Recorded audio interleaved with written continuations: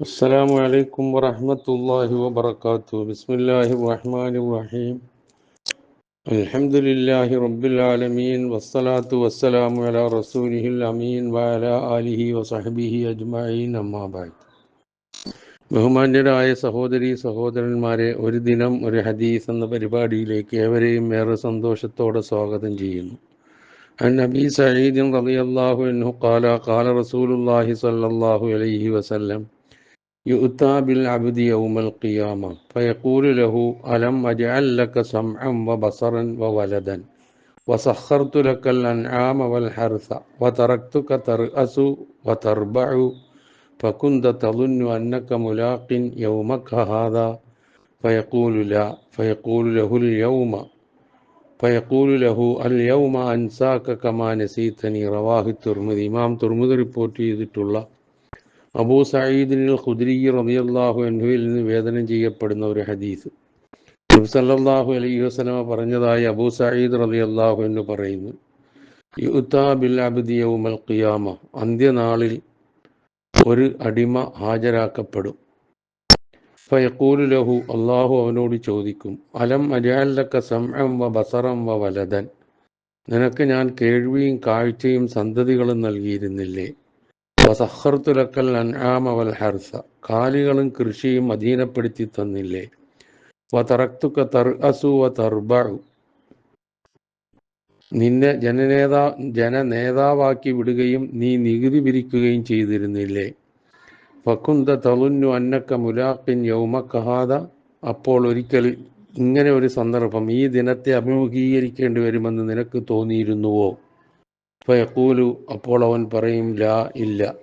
ഫയഖൂലു ലഹു, അവനോട് അള്ളാഹു പറയും, അൽ യൗമ അൻസാക കമാ നസീതനി, അന്ന് നീ എന്നെ വിസ്മരിച്ചതുപോലെ ഇന്ന് ഞാൻ നിന്നെയും വിസ്മരിക്കുന്നു. അന്ത്യനാളിൽ ഒരു ദാസൻ ഹാജരാക്കപ്പെടുമ്പോൾ അള്ളാഹു ചോദിക്കുന്നതാണ്, നിനക്ക് ഞാൻ കേൾവി തന്നു, കാഴ്ച തന്നു, സന്തതികൾ തന്നു, കാലികളും കൃഷികളും അധീനപ്പെടുത്തി തന്നു, നിന്നെ ജനനേതാവാക്കി, നീ നികുതി പിരിച്ചു, ഇതൊക്കെ ചെയ്തില്ലേ? അപ്പോൾ ഒരിക്കൽ ഇതുപോലൊരു രംഗം, ഈ ദിനത്തെ അഭിമുഖീകരിക്കേണ്ടി വരുമെന്ന് നിനക്ക് തോന്നിയിരുന്നുവോ? അവൻ ഇല്ല എന്ന് പറയും. അപ്പോൾ അള്ളാഹുവിൻ്റെ പ്രതികരണം, മറുപടി, അന്ന് നീ എന്നെ വിസ്മരിച്ചതുപോലെ ഇന്ന് ഞാൻ നിന്നെയും വിസ്മരിക്കും. ഭൗതിക ജീവിതത്തിൻ്റെ സുഖസൗകര്യങ്ങളും നേട്ടങ്ങളും മതിമറന്നു പോകുന്നതിനെതിരെയുള്ള അതിശക്തമായ താക്കീതാണ് ഈ നബിവചനം. മനുഷ്യൻ്റെ കേൾവി, കാഴ്ച തുടങ്ങിയ ശാരീരിക യോഗ്യതകളാകട്ടെ, ഭാര്യ, സന്തതികൾ തുടങ്ങിയ ബന്ധുമിത്രാദികളാവട്ടെ, കൃഷികൾ, കാലികൾ തുടങ്ങിയ സ്വത്തുക്കളാവട്ടെ, നേതൃത്വം, അധികാരം തുടങ്ങിയ നേട്ടങ്ങളാവട്ടെ, എല്ലാം അള്ളാഹുവിൻ്റെ ഔദാര്യമാകുന്നു, അനുഗ്രഹമാകുന്നു. നമുക്ക് തോന്നിയതുപോലെ ഉപയോഗിക്കാനല്ല അള്ളാഹു ഈ അനുഗ്രഹങ്ങളെല്ലാം നൽകിയിട്ടുള്ളത്. മറിച്ച് അള്ളാഹു ഇഷ്ടപ്പെടുന്ന വിധത്തിൽ പ്രയോജനപ്പെടുത്തുന്നതിനുള്ളതാണ്. ഈ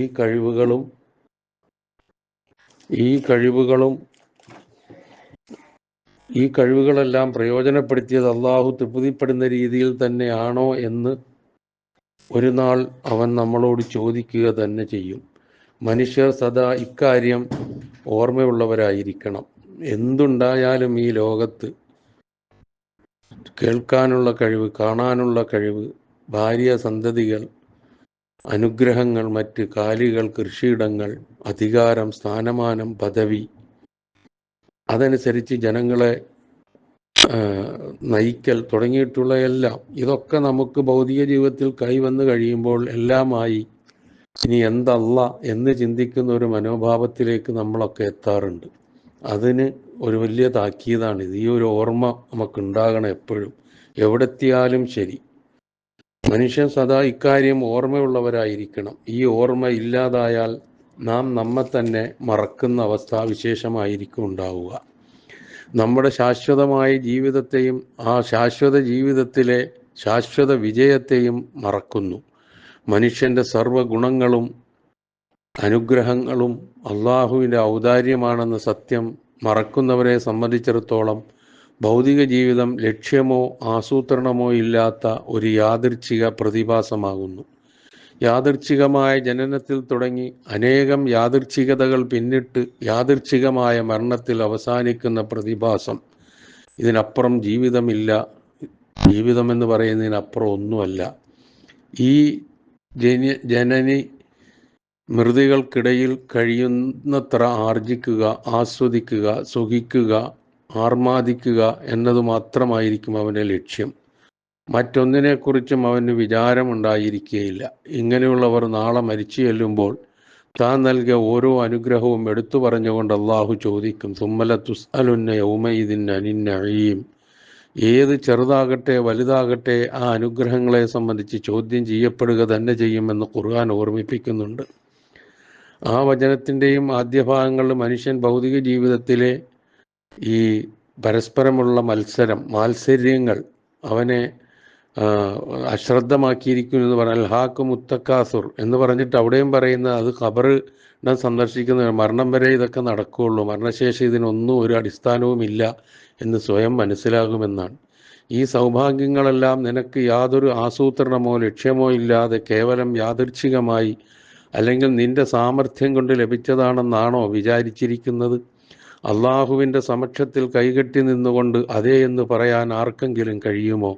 കാരണം ഈ പ്രപഞ്ചത്തെയും മനുഷ്യ ജീവിതത്തെയും കുറിച്ച് അരനിമിഷം ചിന്തിച്ചിട്ടുള്ള ആരുടെയും യുക്തിബോധമോ മനസ്സാക്ഷിയോ ഇതൊക്കെ വെറും യാദൃച്ഛിക പ്രതിഭാസങ്ങളാണെന്ന് സമ്മതിക്കുകയേയില്ല. സൃഷ്ടാവായ അള്ളാഹുവിനെ ധിക്കരിച്ച് തന്നിഷ്ടപ്രകാരം ജീവിക്കുന്നതിന് വേണ്ടി അള്ളാഹുവിനെയും സൃഷ്ടിരഹസ്യത്തെയും എത്ര തന്നെ തള്ളിപ്പറഞ്ഞിട്ടുണ്ടെങ്കിലും ശരി, വാസ്തവത്തിൽ യുക്തിബോധത്തിൻ്റെയും മനസ്സാക്ഷിയുടെയും വിളികളെ അവഗണിച്ച് തള്ളുകയായിരുന്നു അത്തരക്കാർ ചെയ്തിരുന്നത്. അതുകൊണ്ട് വിചാരണാവേളയിൽ തൻ്റെ നേട്ടങ്ങളും ഭാഗ്യങ്ങളുമെല്ലാം അള്ളാഹുവിൽ നിന്നുള്ളതായിരുന്നുവെന്ന് അവൻ സമ്മതിക്കൽ നിർബന്ധിതനാകും. അങ്ങനെയാണെങ്കിൽ ഈ നേട്ടങ്ങളും ഔദാര്യങ്ങളുമെല്ലാം നൽകിയ അള്ളാഹു ഒരു നാൾ അവൻ നൽകിയതൊക്കെ എന്തിന് എങ്ങനെ വിനിയോഗിച്ചു എന്നന്വേഷിക്കുമെന്ന് നിനക്ക് തോന്നിയോ എന്ന് അള്ളാഹു തുടർന്ന് ചോദിക്കുകയാണ്. നീ ഇങ്ങനൊരവസരം എൻ്റെ മുമ്പിൽ വരുമെന്നും കണ്ടുമുട്ടുമെന്നും ചോദ്യം ചെയ്യപ്പെടുമെന്നും ഒക്കെ ഉള്ളത് നീ മറന്നുപോയി അല്ലേ? നീ അങ്ങനെ ഓർത്തിരുന്നുവോ? നിനക്ക് തോന്നിയോ ഇങ്ങനൊരു അവസ്ഥയെ സംബന്ധിച്ച്? ഇല്ല എന്നാണ് അവൻ്റെ മറുപടി. ഇവിടെ ഇല്ല എന്ന് പറഞ്ഞതിൻ്റെ അർത്ഥം അങ്ങനെ തോന്നിയില്ല എന്നല്ല, മനസാക്ഷിയുടെ അത്തരം മന്ത്രങ്ങളെ താൻ അവഗണിച്ചു അല്ലെങ്കിൽ വിസ്മരിച്ച് തള്ളി. കാരണം തുടർന്ന് അള്ളാഹു പറയുന്നത്, നീ എന്നെ മറന്നതുപോലെ ഞാൻ നിന്നെയും മറക്കുന്നു എന്നാണ്. അതായത് നിന്റെ ഗുണങ്ങളൊന്നും യാദൃച്ഛികമല്ലെന്നും സൃഷ്ടാവ് കനിഞ്ഞു നൽകിയതാണെന്നും മനസാക്ഷിയും യുക്തിബോധവും നിന്നെ അറിയിച്ചിട്ടുണ്ട്. അത് പക്ഷേ നീ മറന്നു കളഞ്ഞു. അതുകൊണ്ട് ഞാൻ നിന്നെയും മറക്കുന്നു.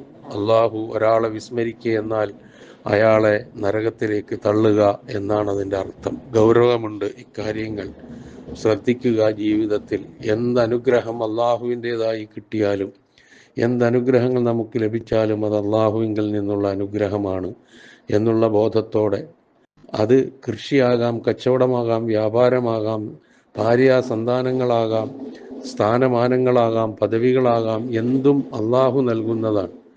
അധികാരം നൽകുന്നത് അള്ളാഹുവാണ്, അധികാരം മാറ്റുന്നത് അള്ളാഹുവാണ്. തുഅ്തിൽ മുൽക മൻ തശാഉ വ തൻസിഉൽ മുൽക മിമ്മൻ തശാഉ വ തുഇസ്സു മൻ തശാഉ വ തുദില്ലു മൻ തശാഉ ബിയദിക്കൽ ഖൈർ ഇന്നക അലാ കുല്ലി ഷൈഇൻ ഖദീർ. അള്ളാഹുവാണ് മാലിക്കുൽ മുൽക്ക്. അവനെ കവച്ചു വെക്കാൻ ആർക്കും കഴിയില്ല. ഈ ഹദീസ് വളരെ ഗൗരവത്തോടു കൂടി നമ്മെ ഉണർത്തുന്ന കാര്യങ്ങൾ ഉൾക്കൊള്ളാൻ ഞാനും നിങ്ങളും പരിശ്രമിക്കുക. അള്ളാഹു അനുഗ്രഹിക്കട്ടെ. അസ്സലാമു അലൈക്കും വറഹ്മത്തുള്ളാഹി വബറകാതുഹു.